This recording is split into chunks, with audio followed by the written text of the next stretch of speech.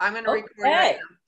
Well, here we are, Mom. It is Tuesday, November 10th, and we're rejoining. Last time we left off, and I know there's a couple little things we want to add in, but last time we left off at Princeton, and you going up to see Dad and watching the races. And I thought today we'd kind of go briefly through the proposal. I've never heard that story. And the wedding. I know it was a grand affair. And then most importantly, your first house at Ruston Creek, which was the cabin. So if you kind of want to start through that, and then we can double back on some of those other stories. But let's start there. Let's see. Of course, the proposal came the summer between my well, it would have been, between my freshman and sophomore year at Smith. So how did it come? Well, we'd been on one of those pack trips with all these kids, and we were up at Heart Lake. And in those days, after a certain point, we just did hiking trips. We didn't take horses, and we'd had, I don't know how many fish they'd caught, but of course, Dad caught an awful lot of them. But we kept all the fish in a pile of snow to keep them safe. Well, he was fishing the last day, and everybody else was a little bit wet from rain as well as some snow, and we were cold. We were huddled around the fire, and I didn't check that the kids had covered up the fish with enough snow. Well, he came back. I think he was ticked off, and we had our first real fight.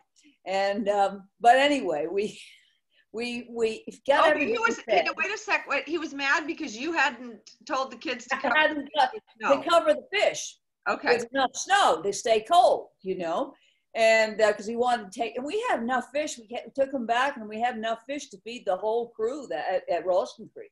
Oh, I mean, wow, there were 50 some of us. We had a pile of fish. And so anyway, so we cooked breakfast for everybody and got everything packed up, and the air was a little icy cold, you might say, because Dad was ticked off, and everybody else was cold and ready to pack up and go down. So we started off down the trail. I don't know how many miles it was from Heart Lake down to the tunnel, it was a tunnel that went through the Continental Divide where the train goes through, and I can't remember the name of the little town where it was, but anyway, that's where we had left the pickup. Picked up, and there were a couple of vehicles, I think, and then we were we'll drive back to the ranch. So we took off down the trail, and it was a long, long hike. But my gosh, I don't think any group ever came down off that hill any faster, because Dad's long legs, and he was in a hurry because he was irritated that the fish had gotten exposed to the sun, and so it must have been a Saturday, because we got back to Ralston Creek, fed everybody, and then we went to one of the dances at the local Grange, which they had, and it was a lot of the local community all went. It was square dances, and it was a lot of fun. It was great. And it was. Did Dad dance? Was he a dancer? Well, he danced a little bit. It wasn't all square dancing. Some of it was, he did a little bit, but not a lot. But he did. I mean, it wasn't his thing, but he had it. It was a fun group. It was all the neighbors of Ralston Creek.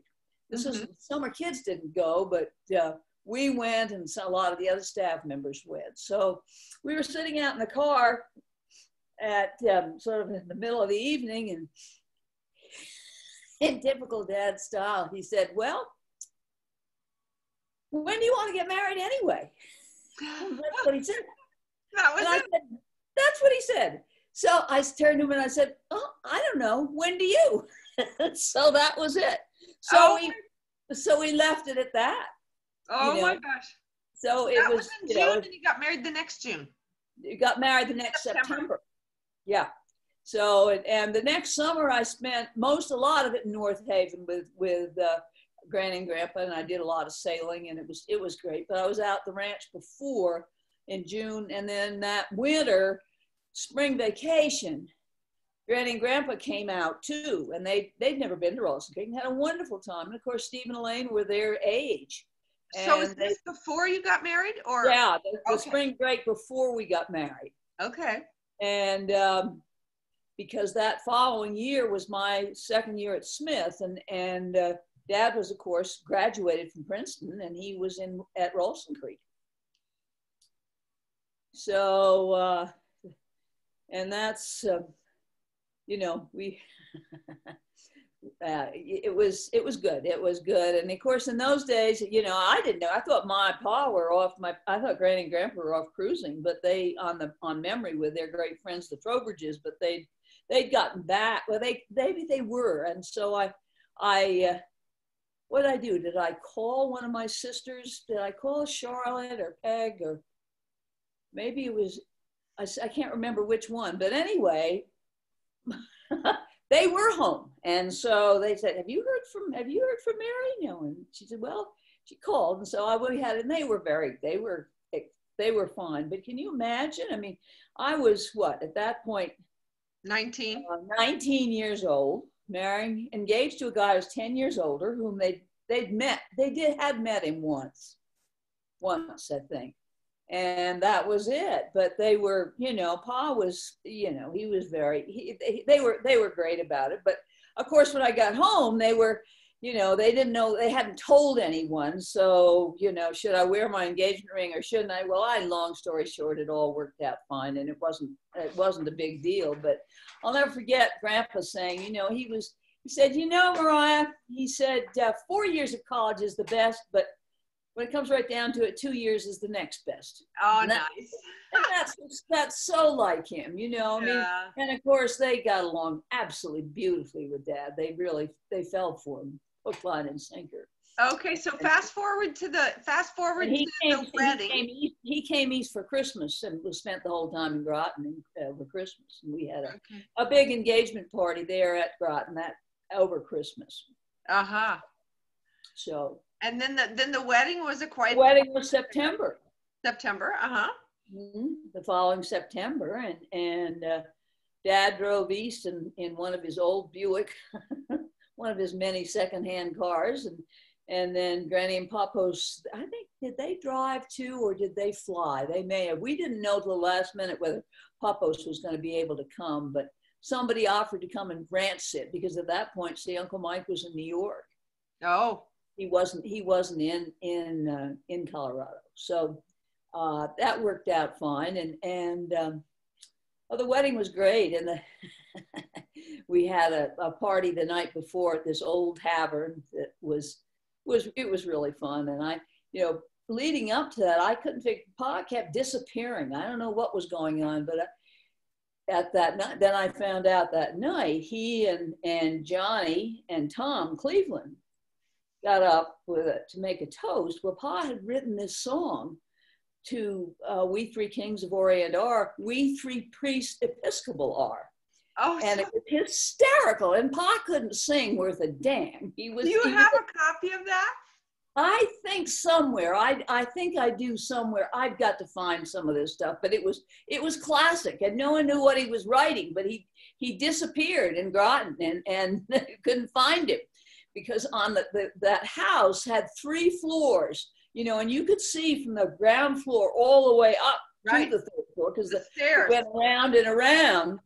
But then there was a little escape, and there was one little escape room 1 story further up, and I think it was mostly storage. But that's where he went, so nobody could find him to write this thing. I remember that house. I don't know when I was in it, but I've been in it. You would have been there at Grandpa's funeral. Maybe, yeah, maybe so. That's when it was when you all came to Groton, you and Mame came to Groton. Right. That's right. That's when that was. So then after the wedding, did you leave right away, or did you? We left right away. Yeah, we left away. We took off on you know, in Ma and Pa's car, because we'd hidden our car because it was loaded with stuff, you know, because we drove west right from there. And the night of the wedding, you left? The day of, Oh, wow. Yeah, we did. We left that right away. Well, we did, because we went to Sturbridge that first night. Uh-huh.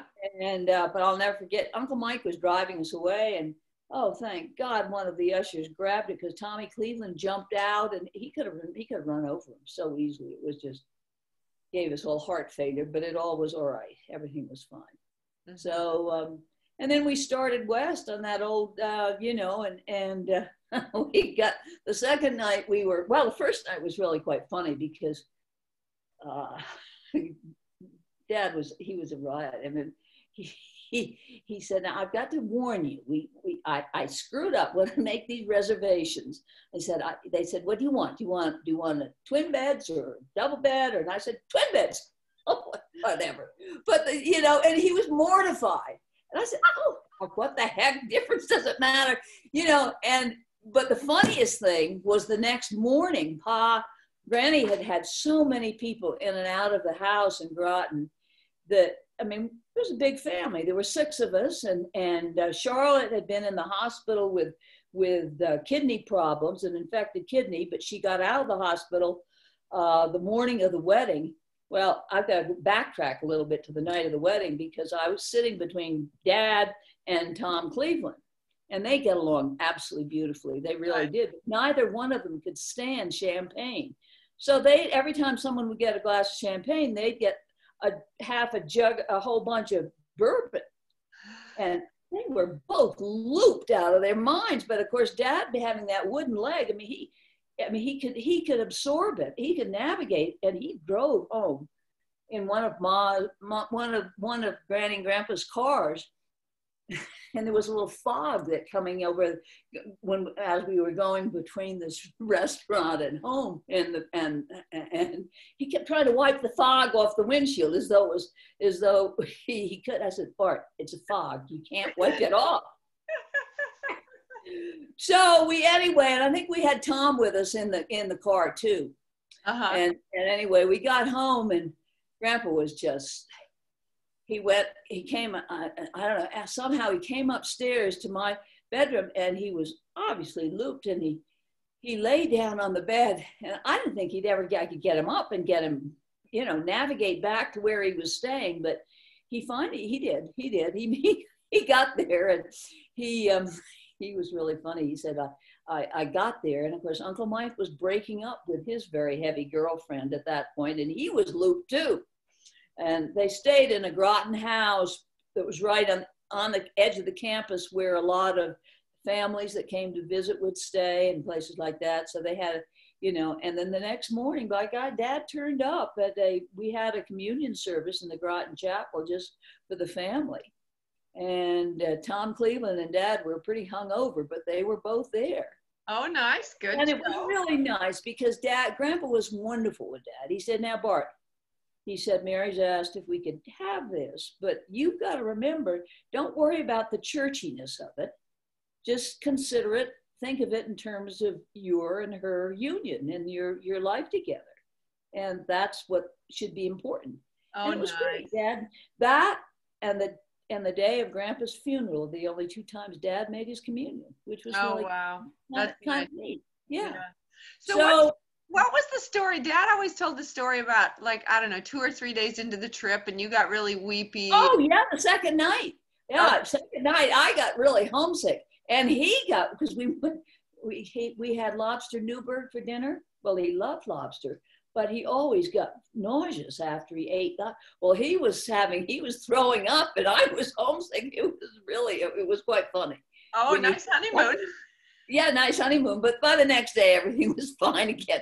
The reason it was almost fate, because we stopped in Pittsburgh, and that's where Dad had stopped on his way home from Christmas before with his a different old Buick, and the transmission went out of it right there in Pittsburgh. Oh my gosh.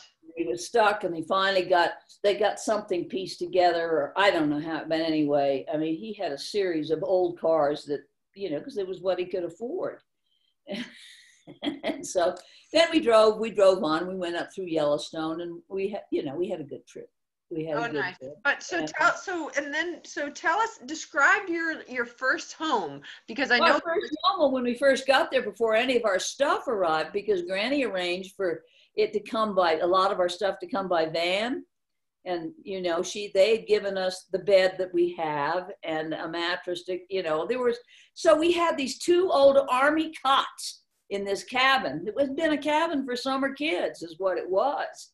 And there were 2 little bathrooms in the cabin, and it used to house, oh, it was a girls' cabin. It used to house 2, 4, 6, maybe 8 or 10 girls, some in double deckers and some in army cots.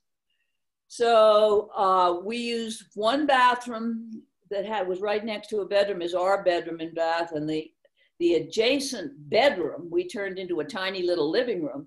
And then our kitchen was just another bedroom, had no sink in it, no running water. It was very small. And then the first summer, we turned it back into a bedroom because we had to, we had to use it for summer kids. So I used to use, Dad built a big drain. Oh, this is, I think, just a sec. This is the Jalen's coming for a second to pick up. Whoa! Oh, You talking to someone? I'm talking to Ellen on a Hi, Zoom Ellen. meeting. Okay, Here they are. Hi, guys. I'm glad to see you all masked up. Everybody I'm not glad to be masked up. So who's that fella? That's Steve. Steve. Oh, hi, Steve. I didn't recognize you. Hi, Hannah. Hi, and then Jessica. Steve's daughter, Jessica. Jessica. Look, Charlotte wants to say hi. Look at Charlotte. Isn't she having? Oh, she's a riot. She's a riot. She really is. She's waggling at you. She's really good on the computer, actually. Is she?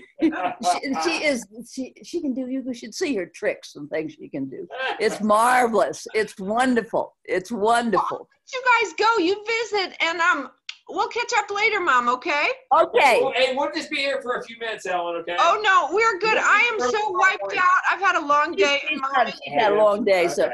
Okay, well, listen, remind me where we're taking off, because there's a story again about when all the furniture arrived with the moving van. That's really quite funny. We'll start at the furniture. Okay, all right. Good night, guys. Bye, Oh, she's doing these little interviews of my life.